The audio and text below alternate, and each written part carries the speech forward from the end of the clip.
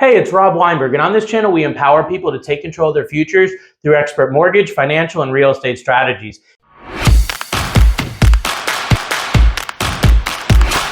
If it's your first time watching us, hit that subscribe button, and don't forget to smash the bell so you get notified on all of our future content. In today's lesson, we're going to be talking about navigating the closing process. You know, there's a lot of stress and confusion around the closing process, especially for first-time home buyers. And I really wanted to dispel a lot of myths today and tell you exactly what to expect so that you can have a smooth process yourself.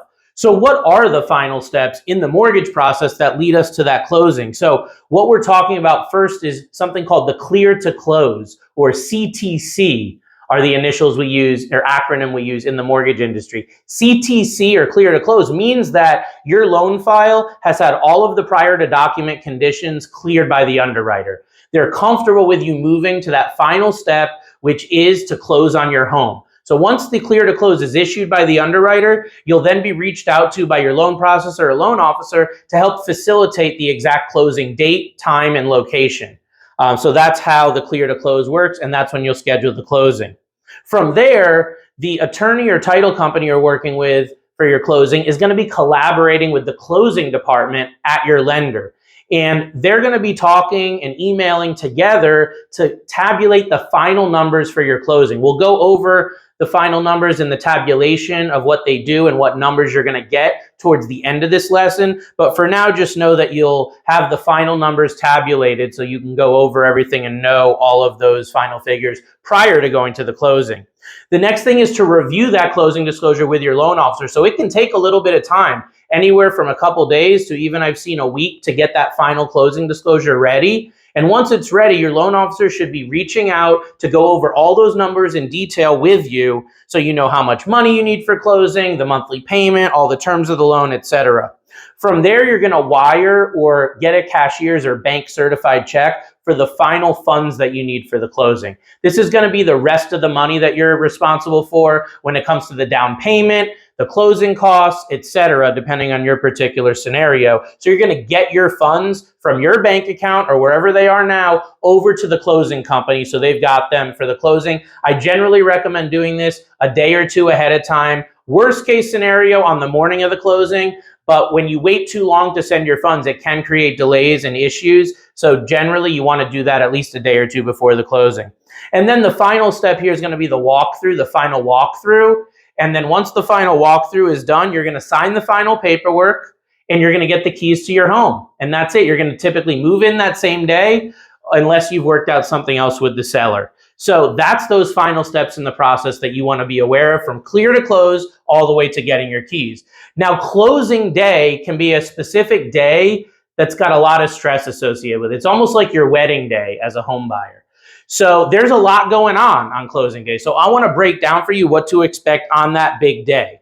First of all, you want to make sure that by that closing day, you've got the money needed to your closing agent. So whether you're dealing with a title company, attorney, depending on your state, the funds that you need to have for closing need to be with them in their bank account by the time you're ready to close, by the time that closing date occurs. So that's the first thing you want to make sure is done on closing day.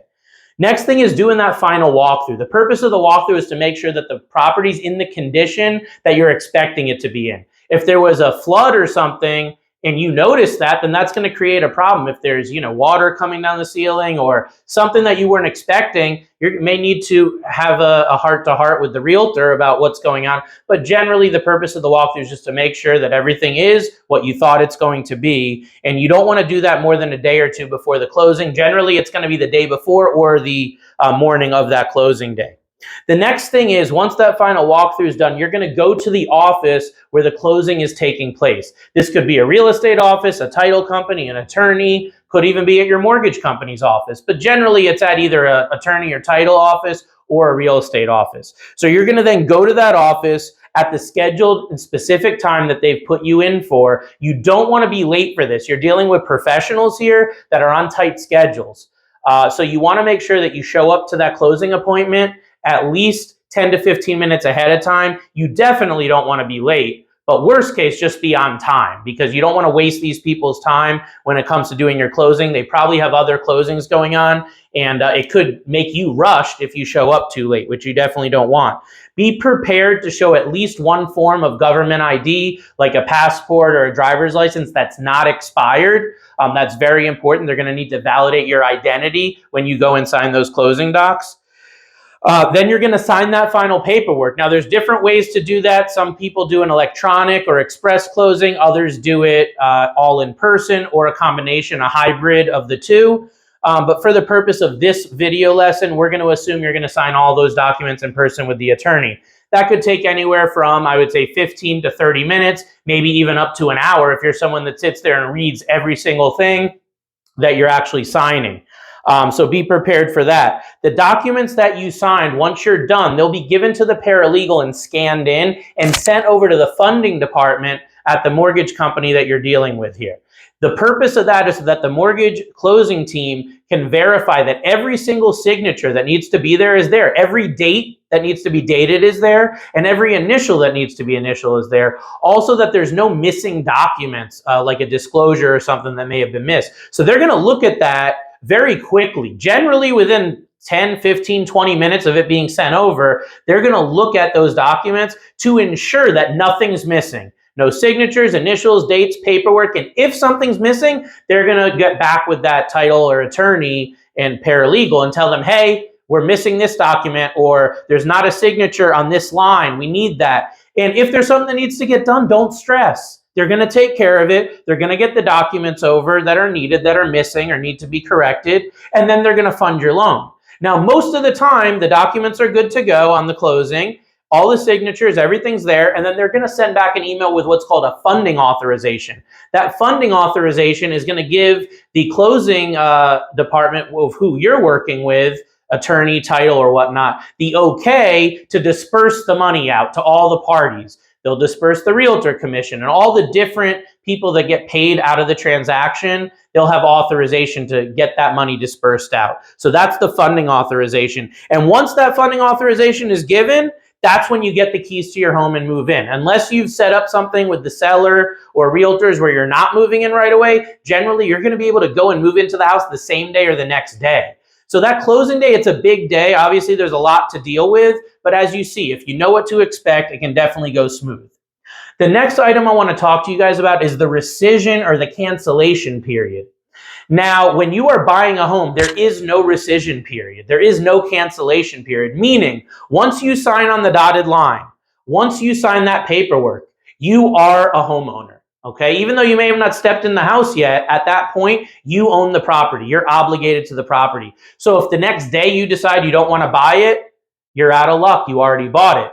Where the rescission and cancellation comes in is on a refinance of a primary home. So on a refinance of a primary home, you have 3 business days after the closing. That does not include federal holidays or Sundays. You have 3 business days to read over all the paperwork in detail, ask your loan officer questions, double check and make sure that this is a loan that you want to do and you know what you're getting into. And then after that 3 days is completed, on day number 4 is when the money is dispersed. So you do have the ability to cancel on a primary residence refinance. You can sign a cancellation document they'll give you at the closing. You send that in, and as long as it's postmarked before midnight of the 3rd day of the rescission period, you will cancel the loan, and the loan will not be dispersed, and that's it. It's not going through. So the rescission cancellation, just be aware that only applies to refis on primary home, and when you're buying a home, there is no cancellation, so make sure you know what you're getting into there. Next thing is the closing disclosure. So what are we talking about on the closing disclosure? The closing disclosure, in my opinion, is the most important document that as a buyer you're going to be looking at. Or if you're a homeowner refinancing, also the closing disclosure is the most important document generally in there. It's going to give you all the relevant information about the loan.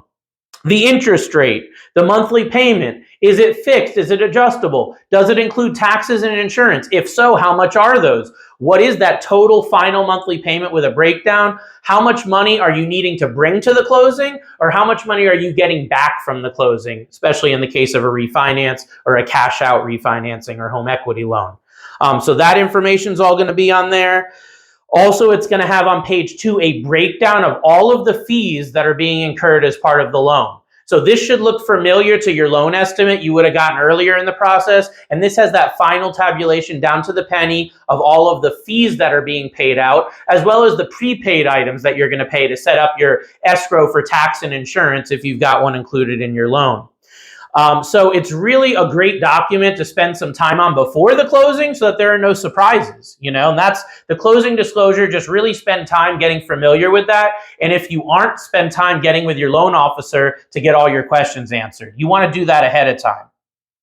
What is the future of closing? As you can see, there's a lot of steps to the process, but what is the future? So remote online notarizations where you're going to be able to close completely online. There's already some mortgage companies doing that. You might be on a vacation overseas and being able to buy a home in the US while you're away. That's not really easily attainable now. It will be in the future. So the remote online notarization is huge. The e-closing, where you can electronically sign most of your closing documents, that's huge. And that's, again, already being done by a lot of companies. And I believe that the mortgage process in general is going to be sped up immensely over the next couple of years, where you might be able to close on a home from start to finish in less than 10 days. So that's the future of closing, and that's the future of the mortgage and real estate industry. I hope that today's lesson has given you value, and I hope that you've learned something. And if you know someone else that's looking for this type of valuable information, share this video with them. If you're someone that needs a personal consultation and a mortgage advisor to help you, I do offer those personal consults. I'm licensed in Massachusetts, Connecticut, as well as the state of Florida. So you can reach me by call, text, or private message, and we can move forward with your personal consultation for buying or refinancing a home. My direct line is 860-413-3938. As always, I hope that helps, and we will see you on the next episode. Take care.